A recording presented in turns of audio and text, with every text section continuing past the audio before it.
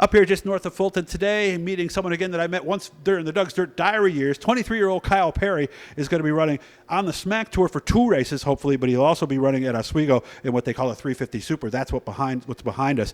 I hope you caught the one. I actually recorded this interview second, but I aired the one telling which the car is before this, so look back if you missed that one.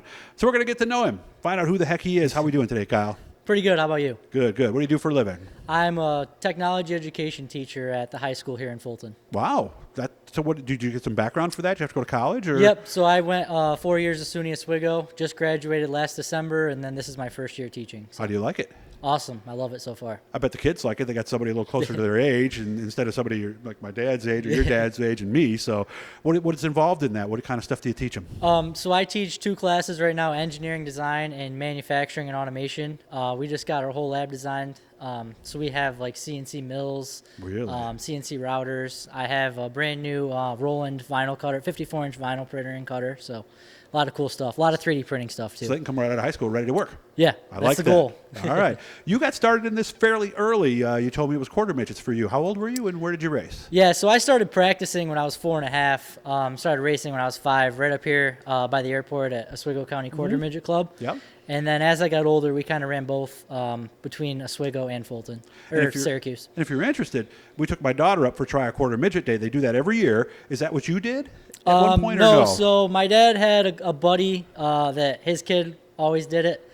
So I always went up to watch and stuff, and I just knew the first time I went up to watch that that's what I wanted to do. There was no need to try it. You already knew this is what I wanted to do. Did success come to you right away? Yeah. We won a few races my first and second year, and then from the time I was 5 to my last year when I was 14, we ended up winning over 100 races. So. Okay. And 16's the cutoff, if I'm not mistaken, right? Yeah, 16's the cutoff. I got to the age when I was 14, 15. There weren't many cars in the heavy class around here. Okay. So that's when we decided to get a flat cart and go to Oswego Cartway and start running. That's what the carts are that are on the right side of the Yes. shot here that we're seeing? Okay, Yep. so those have been around for, let me see, we do some quick math, about 9 years? Yeah, okay. 8-9 years, yeah. All right. What advice would you have for somebody who's thinking about getting their kid involved? Definitely do it. Yeah. I mean, it's life-changing.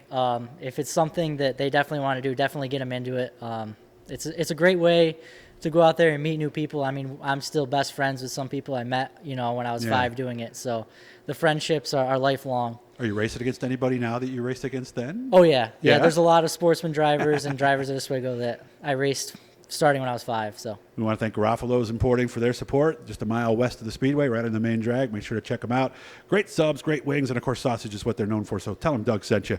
As far as that goes, so I know that when my daughter got done with that at age 16, we were trying to figure out what the next step was. That is a tough decision for a driver and a team to make. What big car do we try, right? Yeah, so when we got done with the quarter midgets, like I said, I was 14 or 15. We didn't want to get a real race car until I was 16. My dad wanted me to wait a little bit. So we ended up getting the flat cart and running at Oswego. And we ran there for 1 full season. We won the championship. Well, and that's when we decided that it was time to go sportsman racing and move up. Okay. That track, I've never seen anybody race on it, but it looks like you're turning the whole time, are you? Yeah. So it was really fun, especially when it got dry, slick, and you were really driving the car. I mean, it was a lot of fun racing up there. What nights do they do that? So they run Friday nights. Friday night. I got to go up there and check. Is it like I know the Quarter Midget Club, you could go and practice anytime you want. Could you do that? So I think they have designated nights, like a Tuesday night or something, where you can go up and practice, but you can't go during the week. Just, typical dirt track stuff with the track prep and everything like that. Well, and even if you went when it's not prepped, you're not going to learn a lot anyway, right? It's going to be too darn dry and everything else. So, So when did you go novice? 2016? Yes. So you were 16? Yep, I just turned 16. Just turned 16. Why was that the decision? I mean, why did you decide that? Because I would think if you were an Oswego guy, you would have wanted to go small block super perhaps. Right. So that was kind of one of the discussions we had. A couple of different, we talked about a couple of different options. The SBS was definitely one of them was on the table. But the thing with that was putting tires on every week. Gotcha. And, that jump from a kart to an SBS was kind of a big jump. The Sportsman's a little bit slower. Okay. And also just the dirt experience. If you can drive on dirt, I feel like you can drive on asphalt even better. A lot of people say that. So I think it was pretty good for me, starting out on dirt. Outside of the tires, were the costs somewhat comparable? The Sportsman was a little bit cheaper. You know, Really? we didn't pay too much for our first car. I was expecting it to be the other way around. Well, at the time, SPS, they didn't have the crate motors. They were running built motors. Oh, gotcha. So that definitely played a factor into it. Yeah, and this was before the stealing, and you had to take it to somebody so you Right. could really get a motor from a dealership or wherever and go racing. Is that what you did? Yeah. Yep. Okay. So the Sportsman car we bought, we ran it half a year, you know, a handful of races the first year, and then we went out and bought a brand new motor right after that. So. Gotcha. Never won, but you told me you got close. Yeah, so we run a handful of novice races, 4 or 5 novice races, and then when we moved up to Sportsman, it just seemed like we could never really get to victory lane. You know, we had a bunch of good runs. We were second, third, fourth, bunch of top 5s, but could never quite get the job done. So. Was there one that was really close that if a couple of things had gone differently, you might have won? Yeah, there was a couple. You know, when you think you're going good on the bottom and then someone gets by you on the top. You know, I was leading the race on the bottom, thought we were going pretty good. Yeah, and so then, why move, right? Right, Yeah. and then someone gets by you on the top with a couple to go, and you're thinking, oh, I guess I should have went up there. And by the time you Yeah. realize that, it's too late. But So. when you're starting up front and you're leading, why look around, right? Right. You know, you go up top, 3 people go by you on the bottom. So, Yeah. So what brought you to this particular car, the 350 Super? So when they were first talking about having the 350 class, we knew Eddie Bellinger had a car sitting down there, and half jokingly we were kind of talking to him about getting it out one day. And you know, after thinking about it for a week or so, he said to us, you know, if you're really serious about that car, why don't you come down and grab it? So Okay. without him, we definitely wouldn't be racing there. But it didn't have a roll cage on it. you The told me it car was in a got wrecked. crash, right? Yep. So the car got wrecked. Didn't have a roll cage on it. So Eddie helped it bend up the roll cage.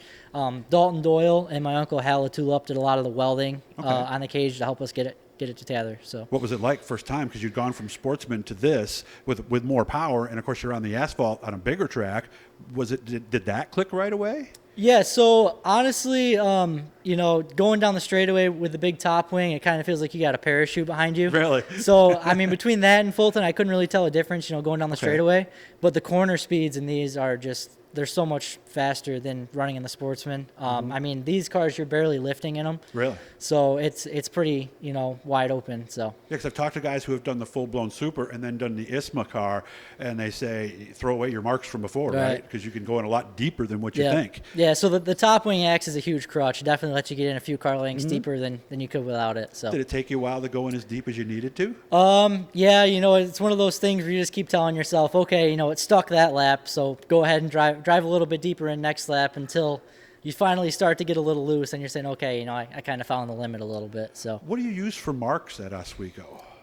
So going into one, there's kind of a little bit of a drain. Right going into turn 1. That's on the left side? Yep. in the infield? Usually right around there, just past there if you're going good. Okay. And then turn 3, just kind of until you start the car, kind of start to settle. Then you kind of just let off for a second, and then you're right back into Yeah, because it. it kind of so. brings you in anyway, doesn't Yeah. it? It's gradually Yeah, turning in. the backstretch is more of like a sweeping backstretch. It's not really straight, so you're really always turning down the backstretch. I think it's more of a D than people realize, Yeah. right? Yep. Yeah, because the front stretch is really the only part. Right. Yeah. But other guys have told me, too, that the way the inside wall is, especially down in 1, we only got about a minute left, by the way, it's tough to see turn 2 when you're going into turn 1. Yeah, so the hub rail definitely isn't that straight. You know, it's jutted out in a bunch of spots. So, heard that. but these cars are all momentum, though, so you try to run, you know, a groove or two off that hub rail anyway. So what's our goal this year? We want to win a race or we want to win a championship? Most guys tell me there's one they like better than the other. Honestly, both. You know, Okay, well, you there gotta you gotta show up to the track every week, you know, thinking that you can win a race, and that's what we're gonna do, and just try and improve and see what happens. He'll be at Evans Mills for the SMAC opener, May 7th. Yep. And then Oswego the 28th, I believe. Yep, is when Memorial that Day is? weekend, yep. Are there practices leading up to that? Yeah, so Oswego has a practice the 21st we'll be at. So. All right.